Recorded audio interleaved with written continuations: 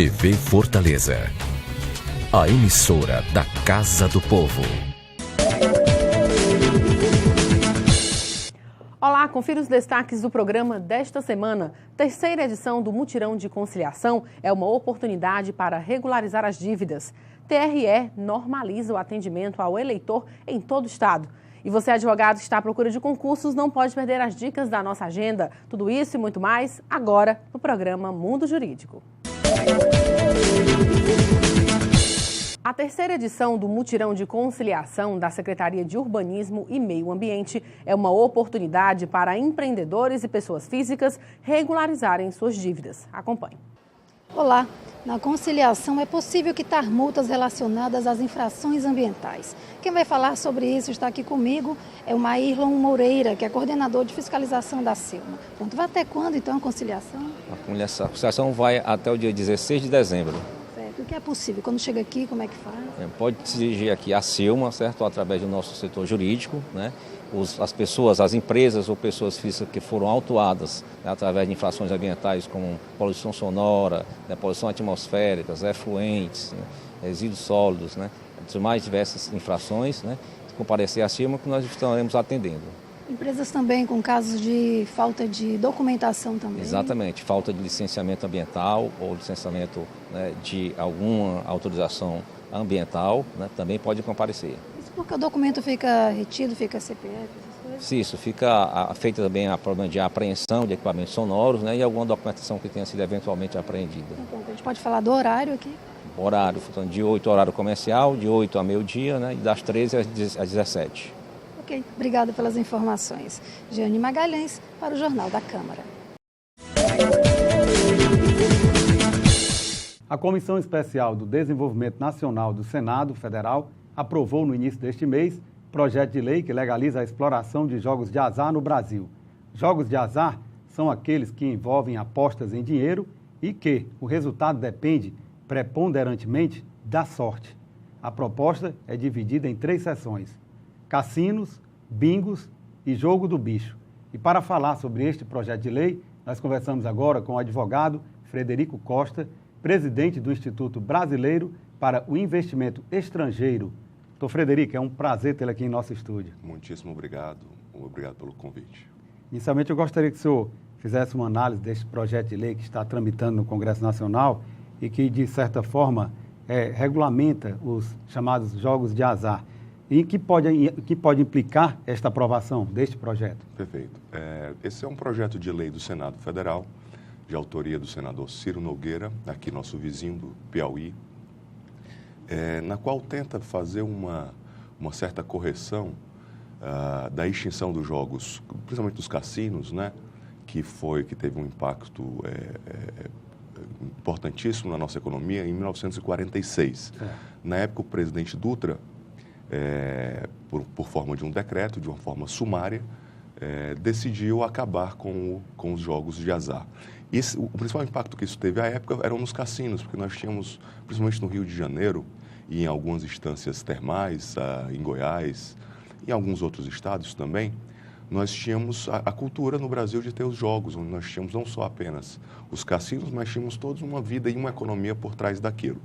Até uma certa curiosidade nesse evento, que dizem que o general Dutra, quando ele fez isso, ele fez baseado em 2 alegações. Uma era na briga contra o comunismo, que de uma certa forma se alastrava pelo país, segundo a versão dele, obviamente.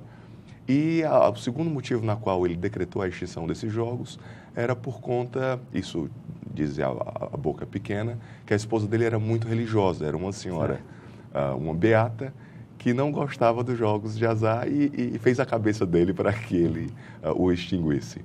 Pois bem, mas atualmente esse projeto de lei, ele tenta reinserir isso no país baseado, creio eu, em diversos argumentos. O principal é que você tem mundialmente, você tem 80% dos países tem os jogos de azar como legais em seu território. E quando eu falo 80%, você pode entender aí a grande maioria dos países. Por quê? Porque desses 20% dos países nos quais o jogo não é legalizado, você tem que compreender que existem países de natureza muçulmana, que é uma questão religiosa que é impeditiva absolutamente dos jogos dessa natureza. Então, você pode compreender que a grande maioria dos países tem isso legalizado. E, mais objetivamente, a sua pergunta, o que é que isso pode trazer para o nosso país de benefício, né? De uma forma reducionista, eu posso lhe dizer que, e primariamente, seria divisas, né? Nós estamos falando aí em tributos. O próprio senador Ciro Nogueira relata em alguns dos seus estudos para legitimar a aprovação dessa lei, ele fala em torno de 20 bilhões de reais por ano, que isso geraria de impostos e contribuições. Além da geração de empregos e, é lógico, é evidente, estimular o turismo, o setor do turismo. Perfeito, exatamente. Por quê? Porque esse projeto de lei, ele tem dois aspectos basilares. O principal é a determinação da localização desses cassinos. O projeto, ele diz o seguinte, que tem que ser localizado um cassino, por exemplo, numa área de turismo, tá certo? E a outra contrapartida que é necessário para que ele ocorra é que não tenha nenhuma outra forma de desenvolvimento econômico daquela região. Ou seja, ele faz uma dualidade para sustentar essas duas, para sustentar essa atuação econômica. Ser uma área turística e não ter outra capacidade de desenvolvimento econômico. Ou seja, é uma forma de você fomentar aí regiões mais carentes do nosso país. Salvo engano, o projeto ele limita também o número de cassinos que podem ser instalados no país, não é verdade? Perfeito. Como todo projeto de lei, a gente tem que perceber que ele é mais ou menos como um grande bloco de gelo que entra, quando ele entra no Senado ou na Câmara, ele vai se derreter ali um pouco e ele vai terminar sendo um outro tamanho ou uma outra coisa. Por que eu estou lhe dizendo isso? Porque agora nós estamos numa fase de passar pelas comissões do Senado, depois nós vamos para a Câmara dos Deputados, então vão ter algumas alterações. Atualmente, essa sua afirmação é correta. Por que eu lhe digo isso? Porque isso pode mudar. E por que isso pode mudar? Porque já tiveram alguns outros pontos do projeto significativos que foram mudados. E, a meu ver, não foram interessantes. Por exemplo, tentar limitar o número de cassinos, e aí vamos pegar essa tecla do cassino, que é um pouco mais interessante para se debater, é interessante, mas eu acho desnecessário a ser feito. Por quê? Porque perceba que isso é uma atividade privada. E o ente privado, ele só trabalha onde ele tem lucro. Então, a gente querer, enquanto lei, determinar uma restrição da capacidade empreendedora de quem quer que seja, é o Estado, o poder público, entrar numa esfera na qual eu compreendo, que é da iniciativa privada. A iniciativa privada vai abrir seus cassinos, vai abrir seus hotéis e vai perceber que está tendo ou não lucro. E aí ela vai ou recuar ou ser mais agressiva. Mas, de toda sorte, você tem razão, tem uma limitação por Estado, por quantidades de cassino, que agora atualmente são 3. De acordo com o projeto, são 35 cassinos em todo o território nacional, não podendo ser instalados mais do que 3 por Estado. Perfeito, exatamente. Doutor Frederico, há quem seja contrário à aprovação deste projeto de lei. É um projeto de lei bastante polêmico. Quem é contrário ao projeto afirma que, uma vez aprovado, ele acabará abrindo as portas para a lavagem de dinheiro no país. Como é que o senhor avalia essa afirmativa? Perfeito. Assim, em todo debate, de todo assunto polêmico ou não, as cartas têm que ser colocadas à mesa pelos dois argumentos, ou seja, o favorável e o contrário. O argumento contrário mais repetitivo e mais recorrente que eu escuto é exatamente esse, juntamente com um outro argumento, que é o argumento da nossa inabilidade, enquanto Estado brasileiro, de fiscalizar. Ou seja, isso seria um grande recado à Receita Federal, dizendo assim: Receita Federal, vamos fechar a porta do nosso país porque você é incompetente. Ou seja, quando eu afirmo que com toda a tecnologia que nós avançamos nos últimos anos, com toda a capacidade de fiscalização que nós escutamos que a Receita Federal tem, quando nós criamos uma atividade, ou melhor, não criamos uma atividade nova, nós inserimos uma atividade antiquíssima no mundo. Em diversos países você já tem isso funcionando há diversos anos, não é? Há mais de 100 anos em alguns países. E você tem uma atividade na qual você afirma que o nosso órgão fiscalizatório não é capaz de controlá-la, nós estamos dizendo e atestando que nós somos incompetentes enquanto país. É verdade. Não é? Ou seja, não vamos avançar, não vamos fazer divisas, não vamos ganhar riquezas para o nosso país, porque nós somos incompetentes. De uma certa forma, é isso que está sendo dito. Então, assim, quando eu afirmo isso, é porque eu creio exatamente o contrário. Nós temos totais artifícios, totais meios de fiscalizar isso, não é?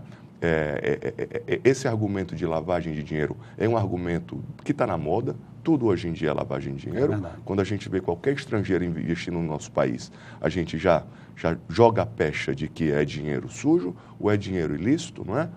E para mim isso é uma certa forma, me permita ser um pouco mais agressivo em dizer que é terrorismo. Não é? A gente joga medo na população, a gente joga medo e não discute e não se pergunta a quem de direito nós temos ou não elementos para fiscalizar e controlar isso. E um dos elementos, se você me permitir dizer, é que no projeto de lei, ele relata um pouco sobre a criação de uma espécie de agência, né?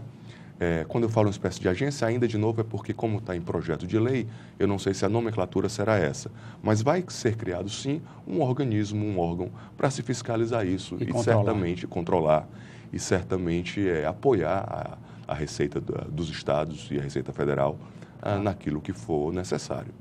Doutor Frederico, esse projeto de lei, ele inclui também a regulamentação dos jogos via internet, ou seja, os jogos online? Gostaria que o senhor respondesse logo após um breve intervalo. Perfeito.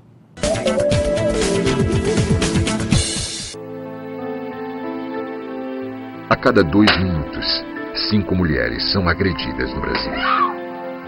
E de cada 100 mulheres assassinadas, 70 foram mortas por seus companheiros ou ex-companheiros. Violência contra a mulher é crime. Denuncie. O Ministério Público quer ajudar você. Ligue 180. Procure a promotoria de justiça mais próxima.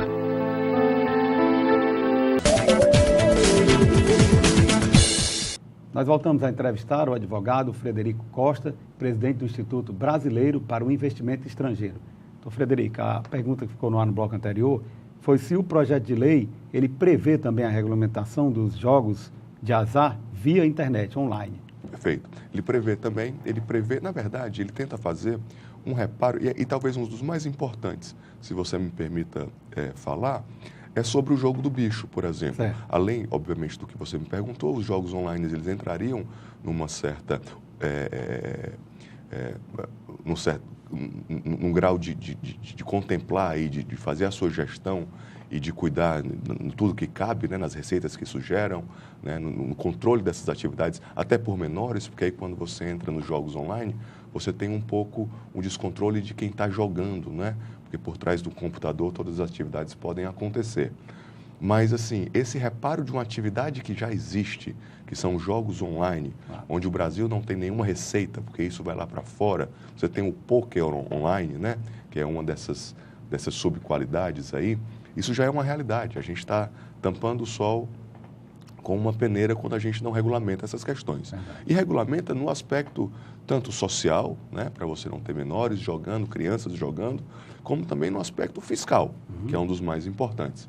E outra correção histórica que se faz, e a meu ver a mais importante, porque a mais antiga, é o jogo do bicho. Porque, sabidamente, os nossos congressistas, né, eles pegaram, e aí eu sei um pouco como funciona os meandros ali do nosso Congresso, eu sei que a intenção era aplicar o cassino, mas eles tiveram que tolerar alguns outros jogos para fazer com que essa lei seja aprovada. Claro. E eu acredito, de certa forma, que ela será. Eles tiveram que abarcar alguns outros gêneros de jogos, né? Deixando claro que o jogo do bicho não é crime, é contravenção penal. Contravenção. Mas perceba que essa contravenção é uma grande brincadeira do Estado brasileiro atualmente, onde ela diz que é uma contravenção, isso é um ilícito, queira ou não queira, é um ilícito, não é? E você permite, e você ainda taxa, Porque os donos dos para todos e das empresas similares aí de jogo do bicho, eles pagam tributos de renda.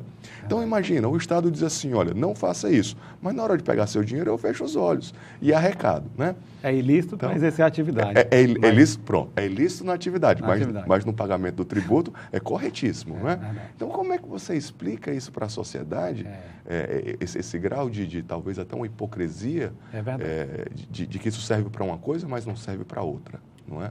Doutor Frederico, eu gostaria que o senhor comentasse um ponto que eu reputo bastante polêmica desse projeto, é porque além de legalizar os jogos, o projeto, ele anistia todos os acusados da prática de exploração de jogos de azar, né? Com o exemplo do jogo do bicho, e extingue os processos judiciais em tramitação.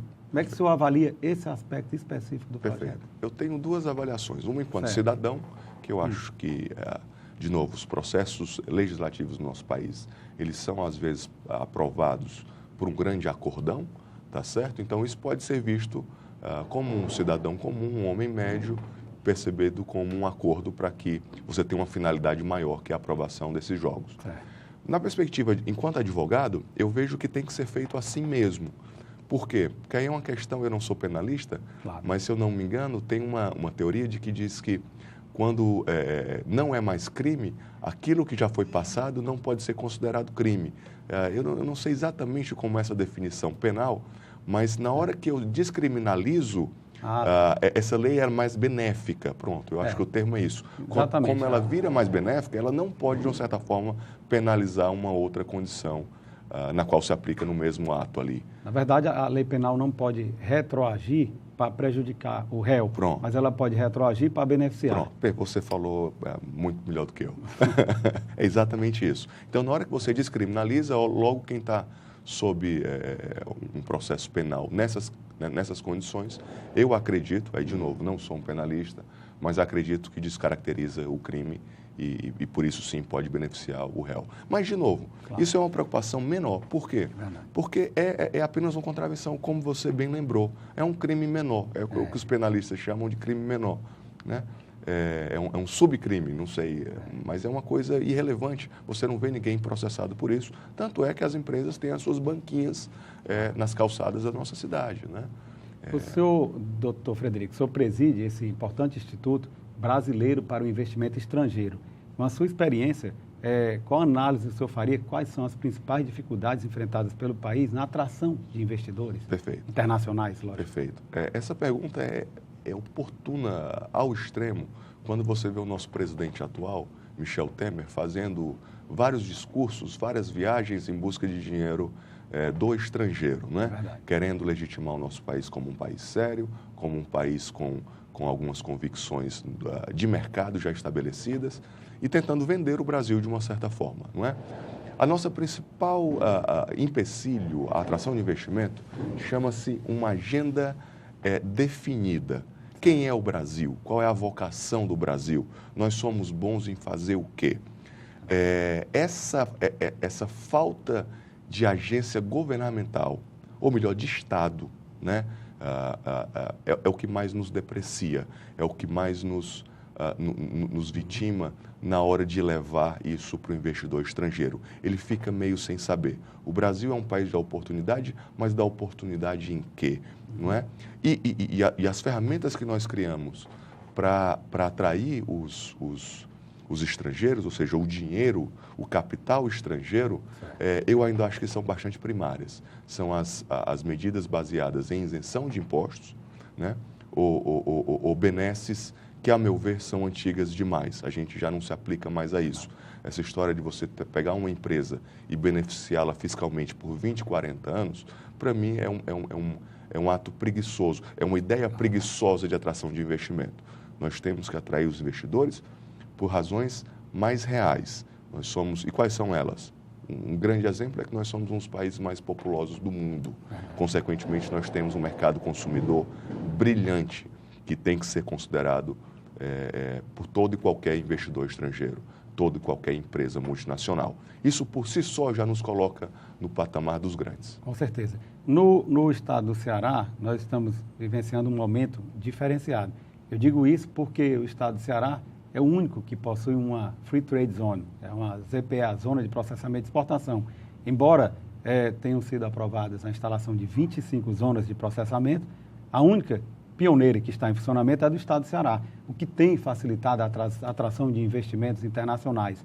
E a nossa Zona de Processamento e Exportação, ela já nasceu com um grande empreendimento que foi a Companhia Siderúrgica do PECEM, um investimento de 5,4 bilhões de dólares. Recentemente acabou de ter aprovado a sua expansão, incorporando uma área de 2.000 hectares, antes destinada para a refinaria Premium 2 da Petrobras, projeto que evidentemente não vem mais, mas o Estado do Ceará continua em busca de uma refinaria para aumentar a oferta de empregos, para desenvolver a região. Como é que o senhor avalia esse esforço do Estado do Ceará? Perfeito. O Estado do Ceará, ele é um exemplo de hipérbole do homem cearense. O homem cearense, ele é empreendedor, a gente é empreendedor. A gente, quando não consegue empreender no nosso próprio estado, a gente vai para qualquer outro lugar. Tanto é que onde quer que você vá no mundo, sempre vai ter um cearense fazendo alguma atividade, não é? Então é da natureza do nosso povo. O Estado do Ceará, desde a época do Tasso, eu acho que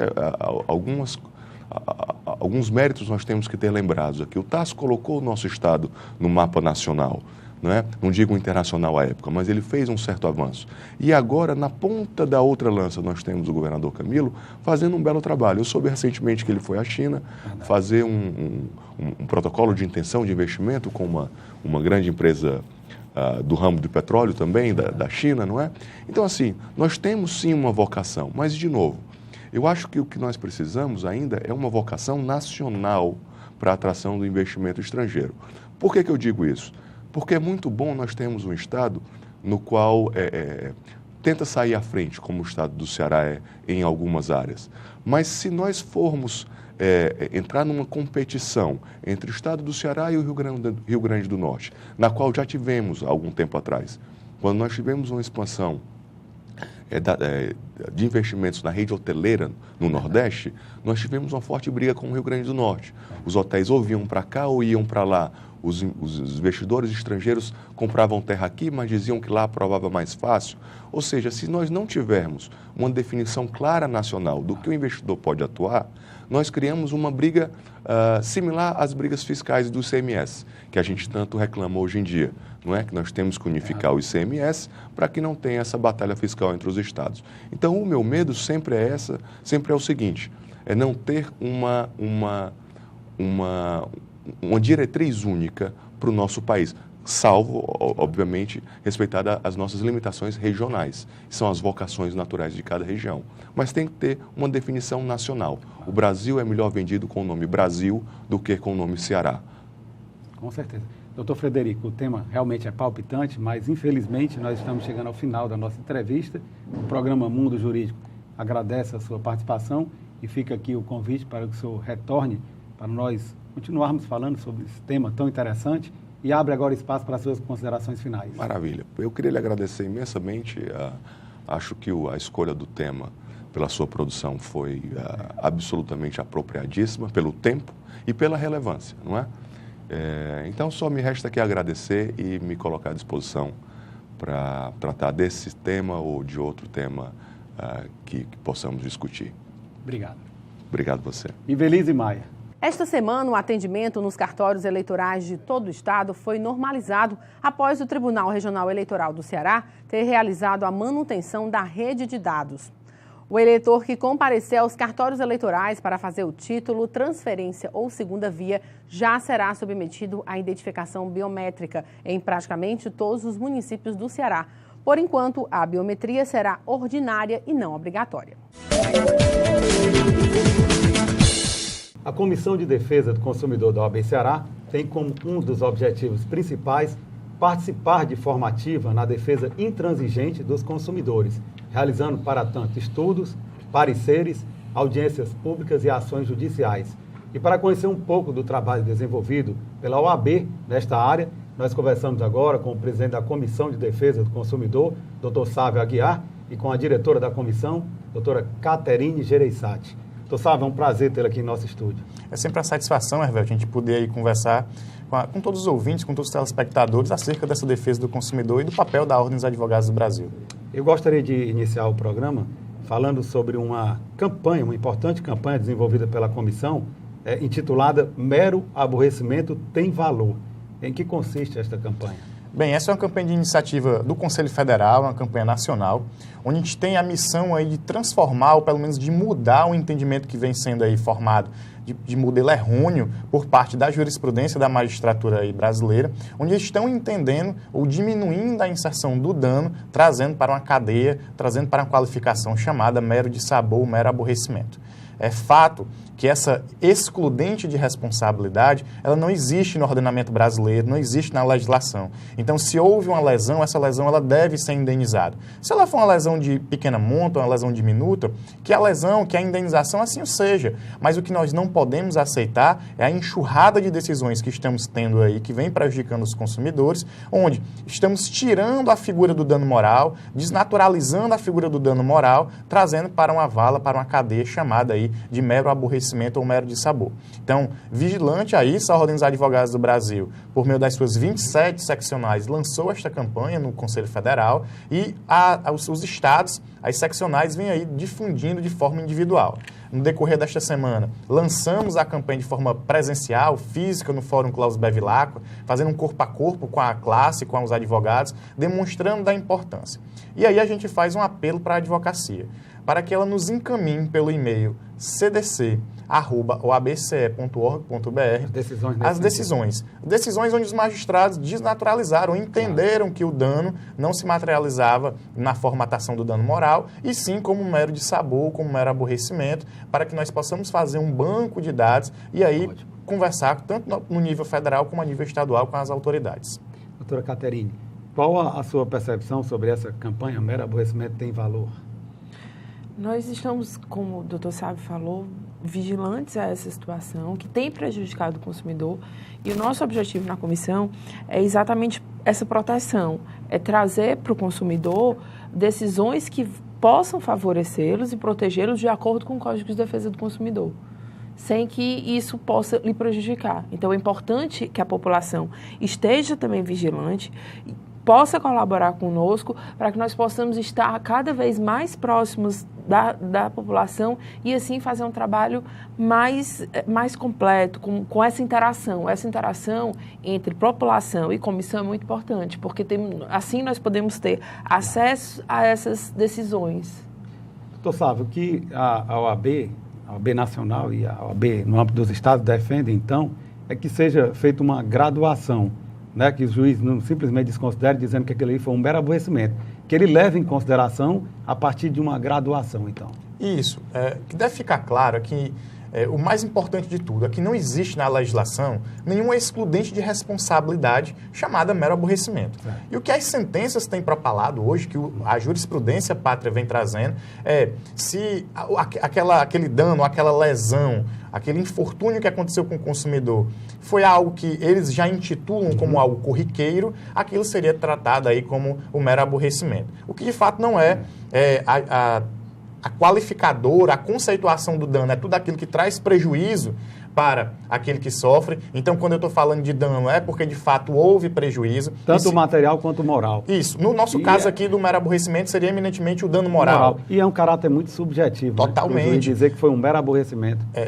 Nós temos casos, por exemplo, de pessoas que vão passar por aqueles alarmes detectores de lojas e o alarme dispara. E nós temos julgados entendendo que aquilo seria um mero aborrecimento, porque estaria no cotidiano das pessoas acontecer aquilo. Nem de longe, ninguém quer passar essa vergonha de estar saindo numa loja e ter um disparo de alarme e as pessoas ficarem olhando para o consumidor, para aquela pessoa com um olhar desconfiado, como quem furtou algo. Então, isso nem de longe pode ser enquadrado como um mero aborrecimento e, infelizmente, nós estamos enxergando isso nas decisões. Doutor Sávio, outra importante campanha denominada Bagagem Sem Preço. Por que a OAB decidiu lançar essa campanha? A Agência Nacional da Aviação Civil está propondo acabar com o limite de franquias na bagagem? Isso, Revelt, a ordem ela se posicionou como uma verdadeira trincheira cívica da sociedade. E ao assumir essa posição, ela tem encampado aí as batalhas e as lutas em prol da sociedade como um todo, e especificamente o consumidor, já que esse braço social ele se revela de forma muito grande, de forma gigantesca até, esse lado social da ordem. Então, a ANAC ela sinalizou com a proposição para tentar extinguir aí o limite, a limitação que nós tínhamos, né, as franquias de bagagem, para que o consumidor agora, o usuário, ao fazer a utilização das passagens aéreas, ele pague as suas bagagens sob a alegativa de que nós teríamos aí uma redução no preço da bagagem. O que nós não acreditamos... Redução no preço da passagem. Isso, uma redução no preço da passagem. O que nós não acreditamos que isso vai acontecer, existe um parecer da Comissão Nacional de Defesa do Consumidor, que é contrário a essa proposição, justificando aí os fatos, e nós entendemos que se de fato isso acontecer, será um retrocesso. No site da Ordem dos Advogados do Brasil, a nível federal, existe uma consulta onde as pessoas podem assinar se insurgindo contra essa medida, para que nós possamos ter aí o apelo populacional contra essa medida que tanto a ANAC como as operadoras, as companhias aéreas estão tentando implantar. Doutora Caterine, essa medida seria um retrocesso? Com certeza. Ia tirar o consumidor já vem, isso é um costume, sempre foi assim no Brasil. Não se tem na história uma forma diferente, um formato diferente. Então, trazer isso agora é um retrocesso, com certeza, para o consumidor, que já vinha com essa prática desde sempre, desde que existe a aviação, desde que existe a ANAC, isso sempre foi assim. Sempre. Então, é uma mudança que vai, com certeza, prejudicar o consumidor. Prejudica muito mais do que o que eles alegam ser um benefício. Não é um benefício, é um retrocesso, com certeza.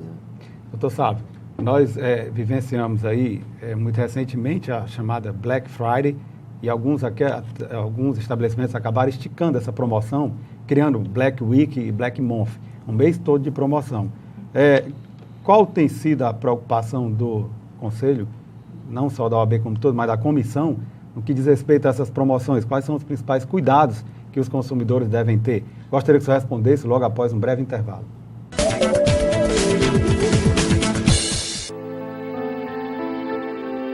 A cada 2 minutos, 5 mulheres são agredidas no Brasil. E de cada 100 mulheres assassinadas, 70 foram mortas por seus companheiros ou ex-companheiros. Mamãe! Violência contra a mulher é crime. Denuncie. O Ministério Público quer ajudar você. Ligue 180. Procure a Promotoria de Justiça mais próxima.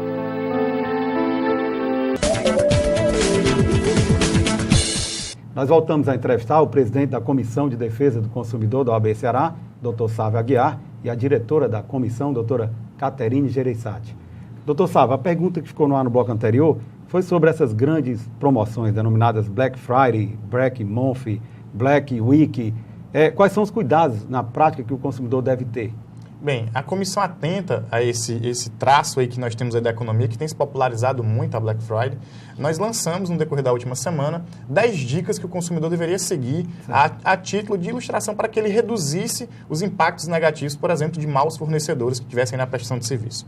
Então, que foi desde fazer pesquisa nos sites, avaliar, fazer uma pesquisa pré-compra, verificar se o preço ele vinha sendo mantido. Existem sites na internet hoje que dão o histórico daquele produto no decorrer do mês. Então, ele consegue verificar se, de fato, aquela situação, aquele preço que está sendo praticado é uma promoção ou se a Black Friday, na verdade, não se torna uma Black Fraud. E a gente fala em Black Fraud por quê? Porque alguns fornecedores têm uma prática danosa, o que o comércio ou que a defesa do consumidor a nível nacional passou a chamar da metade do dobro. Então, na véspera... Dobra o preço para conceder o desconto de 50%. Exatamente. Ele dobra o preço, então ele majora o preço para que o desconto que ele vai conceder seja o preço que ele vinha praticando a título normal. Isso é uma prática que infere o Código de Defesa do Consumidor, é uma prática lesiva, infrativa, e que o grande fiscal disso tudo deve ser o consumidor, deve ser o usuário. Ele, ao se deparar com uma situação dessa, ele tem um conhecimento daquele produto, ele deve fazer o registro por meio fotográfico, deve fazer um print de tela e fazer um encaminhamento para os órgãos de promoção e proteção à defesa do consumidor,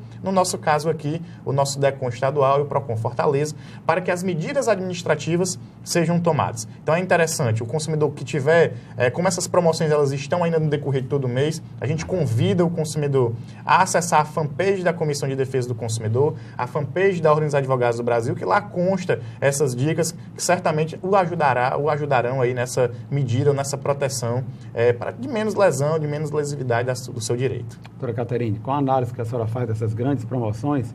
E há algum caso concreto aí acompanhado pela comissão? Sim. Esse ano, alguns PROCONs já fizeram um balanço e gira em torno de 60% o aumento das vendas que ocorreram. Elas, na verdade, começaram, como você colocou, antes, durante a semana e principalmente na véspera. Então, ela começou muito antes do que realmente é a proposta que é uma proposta que não é nem nossa, né? É uma cultura aí que a gente está absorvendo, que não é nossa, que nós não temos essa cultura. Então, isso aconteceu e está acontecendo por decorrer, ainda permanece.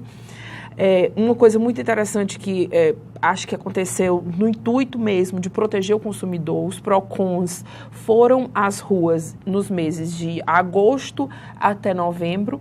Então, eles estavam nas ruas fazendo as pesquisas e comprovaram que os preços realmente, as mudanças giravam em torno de R$20, R$30, e nisso eles chamavam de Black Friday. E outro caso bastante interessante foi que alguns PROCONs, fazendo a fiscalização, com o poder de fiscalizar, prenderam alguns gerentes de loja. Então, 6 gerentes de loja foram detidos, foram levados à delegacia para prestar depoimentos por causa dessas questões, né? Porque, na verdade, os principais problemas, as principais reclamações giraram em torno da mudança de valor.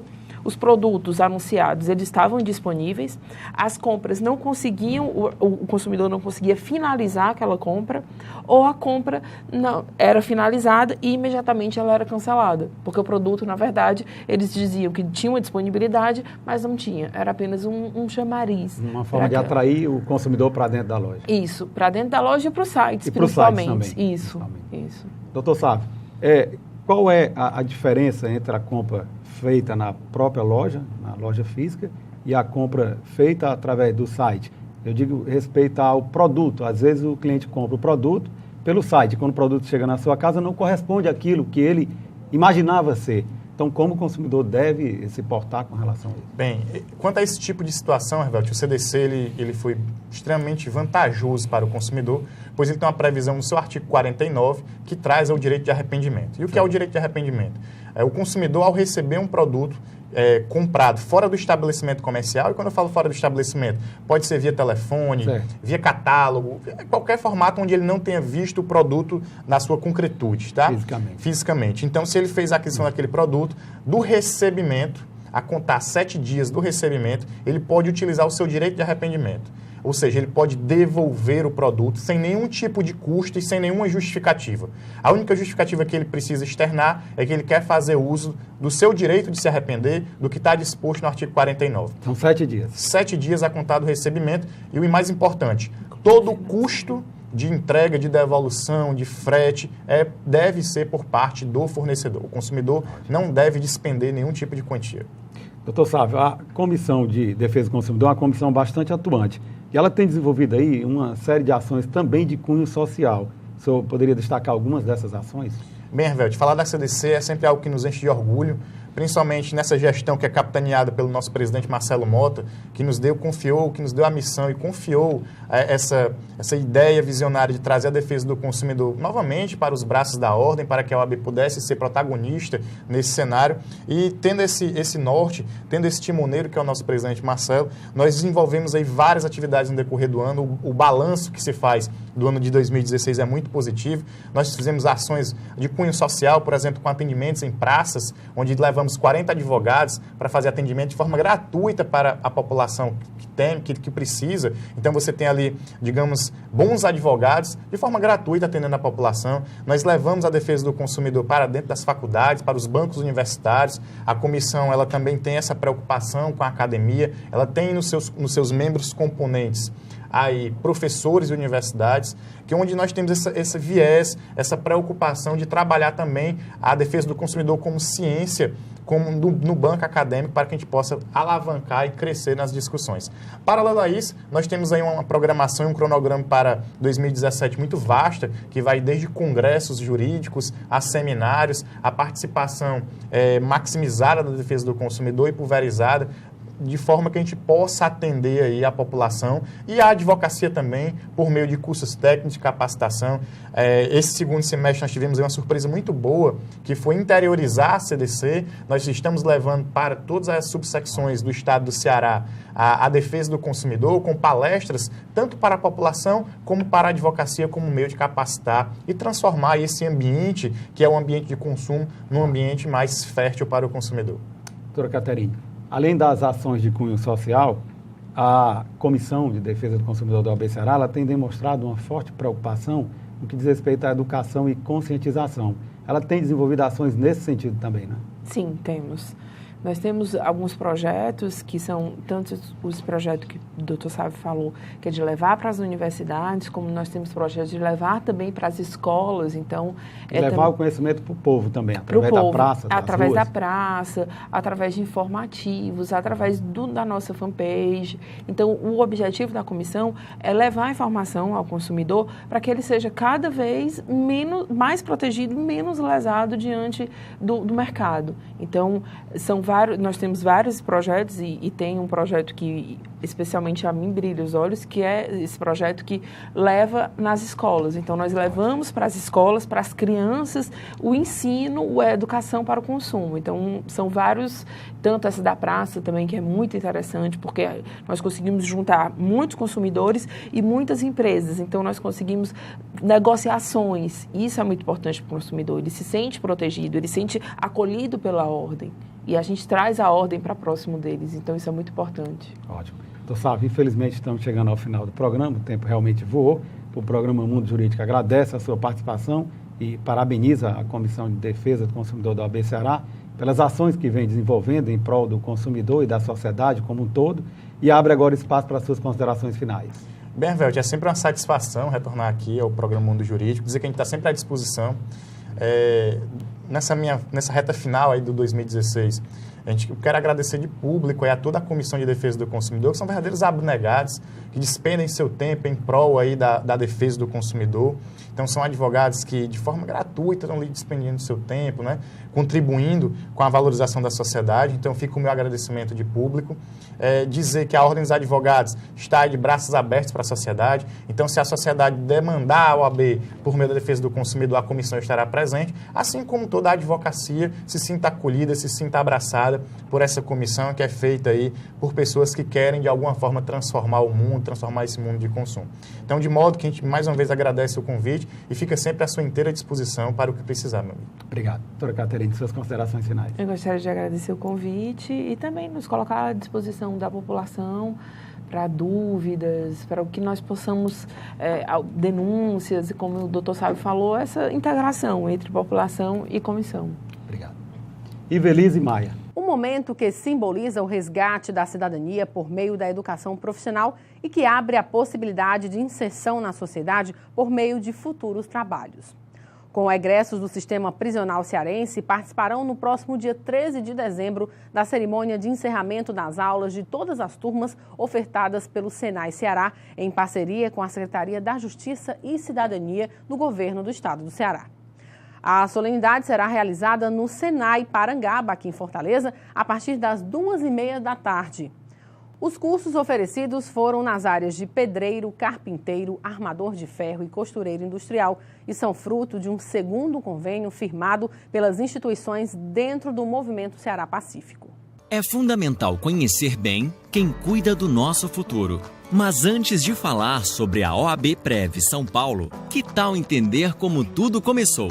Há muito tempo, o governo criou uma solução para proteger o futuro dos brasileiros. Funcionava assim: uma pequena parte dos ganhos de muitos trabalhadores financiava o futuro de poucos aposentados. Resultado: 8 trabalhadores para cada aposentado. Isso porque, nessa época, as pessoas viviam menos e as mulheres tinham mais filhos. Só que as coisas mudaram. A expectativa de vida aumentou. As mulheres passaram a ter menos filhos A contribuição por aposentado diminuiu e a proteção ficou insuficiente. Hoje, 70% dos aposentados pelo INSS recebem até um salário mínimo de benefício por mês. E a gente sabe que não dá para viver bem com essa quantia. É aí que entra a OABPrev São Paulo, que nasceu da união da OAB São Paulo com a Caixa de Assistência dos Advogados e chegou com a solução para acrescentar a sua renda e proteger o seu futuro: a Previdência Complementar. A OABPrev São Paulo é feita de advogados para advogados, com participação direta na gestão. E desde 2006, cuida exclusivamente dos interesses da sua classe. São milhares de participantes e milhões em ativos. Nossos recursos são geridos por especialistas do mercado financeiro, o que garante controle direto sobre seus investimentos. Com a Previdência Complementar, todo mês você contribui com um pouquinho. Os seus recursos são investidos no mercado financeiro e rentabilizados. A OABPrev São Paulo repassa a rentabilidade líquida para a sua conta e o montante acumulado fica reservado. Você conta com diversas vantagens. Pode deduzir até 12% da sua renda bruta anual tributável. Taxa de carregamento zero sobre a contribuição e abono anual. E caso aconteçam imprevistos, como uma morte prematura ou invalidez, você e sua família ficam mais protegidos. Você ainda tem acesso a vários serviços online, informações do seu plano através do site, simuladores que ajudam você a escolher seu plano ideal e cursos para aprender educação financeira. E o mais importante, seu dinheiro é administrado por uma entidade que você conhece e confia. Venha para a OABPrev São Paulo e planeje seu futuro com segurança.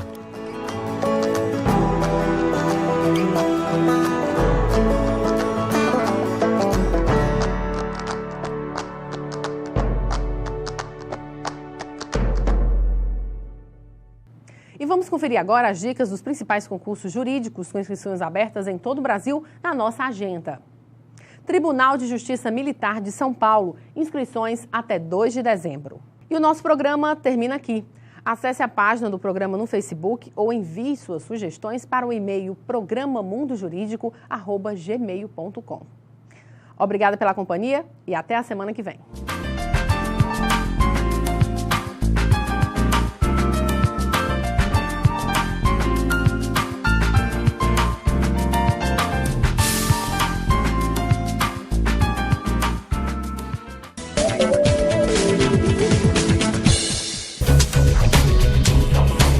TV Fortaleza, a emissora da Casa do Povo.